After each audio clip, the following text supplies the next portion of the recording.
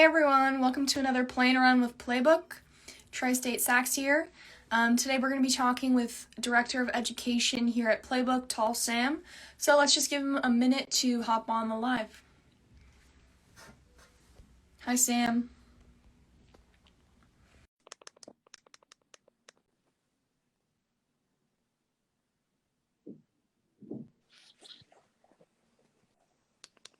Hi.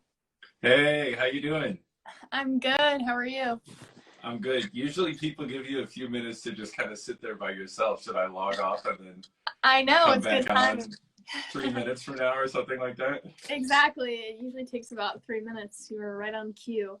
Um, so let me just introduce you for the Playbook community. As everyone knows, Sam is the Director of Education here at Playbook.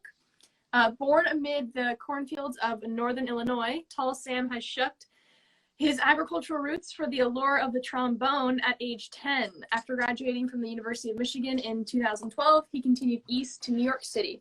He has consistently spent much of his life on the road and currently tours with Sammy Miller and the Congregation. Tall Sam has worked with Jazz Lincoln Center education programs, Jazz for Young People, and Bebop in New York City, and is very passionate about teaching as he is performing. He has worked with students throughout the U.S. and has penned several charts for middle school and high school big band. So to start us off, Sam, you know our classic question. What have The you been classic listening? question. Yeah, what have you been listening to recently? So recently, I've actually been listening to a lot of music that I wouldn't ordinarily listen to because I've been playing a lot of weddings and a lot of private events that required me to learn some music that I wouldn't normally play. So I had a whole set of salsa music that I had to learn. I have a wedding coming up this weekend with a bunch of Jewish music. I have to learn like a horror medley and then a bunch of other Israeli music that I've never heard before. So my Spotify playlist is just like a bunch of stuff that is new to me, which is really cool. I'm in it. Awesome. I love that. So as both a composer and trombonist, who and what inspires you the most, would you say? My friends, all of my friends, all the wonderful musicians I get to play with. That is really true in a lot of ways. I'm really lucky to play with a lot of really amazing musicians, and so a lot of where my ideas come from, and a lot of the arrangements for Playbook and everything like that is stuff that's been played in the small group for Sammy Miller and the Congregation. Something else that I heard. But when I listen to music in general, the thing that really grabs me the most, the thing that really makes me go like, I want to listen to this again and again and again, is there are just certain songs that have this energy, this sizzle, this like unstoppable drive almost kind of thing. And whenever I hear that, I'm like, I want to figure out a way to put that into the music that I write to give other people the opportunity to have that same feeling, you know? Awesome. And in terms of structuring Playbook to make it accessible and easy for students to understand, how did you go about that? Yeah, well, I think that ties into what I was just talking about in a lot of ways, which is I think that when we're teaching, when we're trying to learn how to play any kind of music, but jazz music in particular, because it's so deep in improvisation, it's so deep in these technical concepts, and it can be very physically complicated and all of this kind of stuff. It's really easy to forget that all that we're doing whenever we're making music, any kind of music, is just being with the people who we're creating with and creating something that's fun for us to play and fun for people to listen to, or invoke some kind of emotion. It doesn't necessarily have to be fun. So everything that we build on Playbook, one is designed to give you the tools in order to learn, in order to practice, in order to gain a new skill, but also to feel like you're creating at the same time and you're part of this act of having fun and being with other people. That's what Playbook is all about. Yeah, of course. It's definitely a very fun platform, and I would say it's very unique. And with that in mind, how did you go about making it unique, and why these programs are so important in today's classroom? Well, there are a couple things I think that make it unique. First of all, the color scheme, which I had nothing to do with, Tristan, but I think you probably have had some decisions about, make it say fun more than anything else, right? So we start from a place of fun, but a couple of the features on the site are pretty unique. You know, the Flex player that we have, which allows you to mute your own part. It allows you to mute anybody else's part. I know that I was doing a video for you yesterday where I was muting somebody else's solo. I was taking Ben Flox's solo instead of taking my own solo on the song. And being able to kind of have that freedom, and like I said, feeling like you're creating, feeling like you're doing something new every day is not only so important in exercising that creative muscle, but also makes practicing way more fun. It makes it way more involved and can be a really good tool. So that's what we're trying to create with Playbook. That's how we're trying to make it unique. Definitely, yes. Sam was being the section, as we like to call it. I was the section of one. With our awesome Flex player. So as director of education, what would you say is your favorite part about being the director of education? My favorite part about being the director of education is really when we get to go into schools and work with people. I know Dan Emerson is on this chat right now. I've seen a couple of the students that we've worked with. Hey, Dan. Just anytime we get to go in and you get to work with people, and just to honestly, the best thing that we ever do is when somebody says like, I hate soloing, or I don't want to do that thing, or I don't think I could do it. And then they take the leap and they go for it. And it turns out to be like the best thing that they've ever done. And you could just see the look on their face, this like shocked,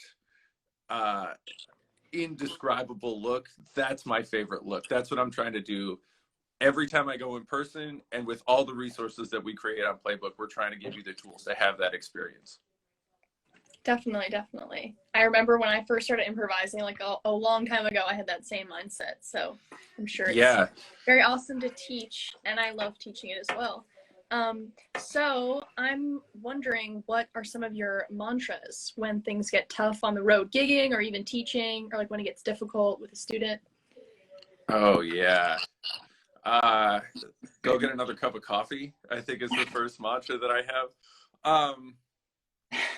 That's a really good question. I think to me, it's not necessarily a mantra per se. Like there's not something that I tell myself, but I think I personally get really caught up in this like forward moving thing, right? I can get frustrated. I feel like you have to tackle every problem right away, or like just keep working, just keep going, and it'll fix itself.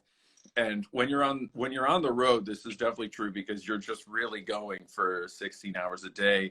When you're working with students, or when you're trying to learn something, you know, I'm trying to learn this music too for these weddings. It's really easy to get into this place where like you get frustrated, and then you feel like if you just press harder, it's going to get better.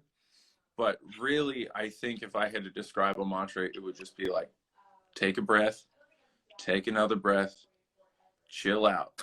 It's going to be okay. And just that act of breathing, you know, like I really like meditating when I'm on the road. You don't necessarily need to go that deep into it, but just taking a few breaths and allowing your brain to have a break can be way more helpful than forcing yourself to push through. And that's true whether you're on the road, whether you're on a gig, whether you're learning something, anything. It's always true. Definitely, definitely. I feel like that also applies to teaching for sure. Yeah. Putting it down and coming back to it. For sure. So I know we were just talking about mantras. Do you have a philosophy of education? I do have a philosophy of education. I think education is a really, it's a really broad thing, right? And especially if you go to school for music, whether you go to school for education or you go to school for performance or whatever, there's just so much information that you're taught. And it's really easy to be like, I want to give my students all of the tools that I've ever heard. I want to tell them everything that I've ever heard. And that's what's going to make them the best musician ever. I'm so excited about these things. But I actually think the best way to become a really effective educator, and you could do this for yourself as a performer or a composer or whatever as well, is get out a piece of paper and really think about, when you're performing or when you're writing or whatever you're doing, what are the three things that are most important to you, and have that be the thing that you try to impart on your students when you're working with them. For me, the three things that I think are really important, one, are communication. Looking and listening to everybody else is so important. Two, having fun, like I've already said, is super, super important. And 3, I think the third thing would be intentional and be simple with what you're trying to say.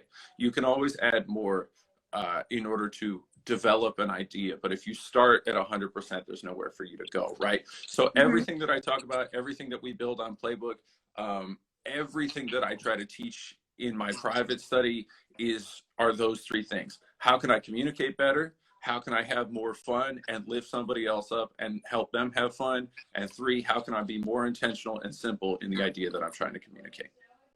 Wow, thank you for that. Very uplifting, definitely. Let's do it. Right to the point, just like I'm trying to keep up with Mickey Smith Jr., you know what I mean? Yeah, we need at least 4 more mantras. We need 4 more mantras.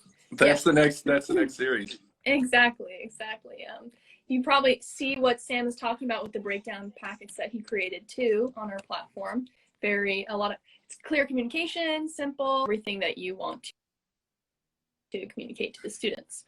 That's exactly my last question would be, I know that you're headed to the New York State Music Educators Association conference this weekend. Do you have any plans for NYSSMA? I do have some vague plans. My plans really are just going to be go check out all the great resources that they have at NYSSMA. All the great resources, honestly, every music conference that we go to, we love going to that conference because we get to see so many people who really know what they're talking about speak on something that they're really passionate about. And so I'm looking forward to checking out some of the sessions, finding out how other people think about their teaching, how other people think about their performing, and then meeting new people. I've never been to NYSSMA before.